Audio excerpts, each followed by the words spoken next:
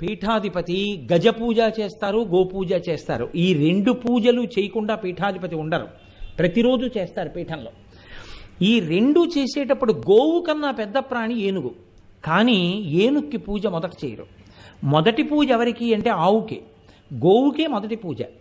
గోవుకి మొదటి పూజ ఎందుకు అంటే గోవు ప్రత్యక్షంగా అమ్మవారి, అందుకని ఆ ఆవుకి పూజ చేస్తారు. ఆవుకి పూజ చేశాక ఏనుక్కి పూజ చేస్తారు.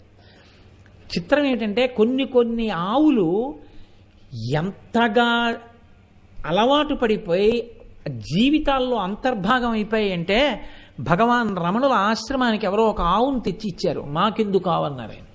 ఆ ఆవు వెళ్ళిపోయింది, అది తప్పించుకొచ్చేసింది మళ్ళీ ఆయన దగ్గరికి.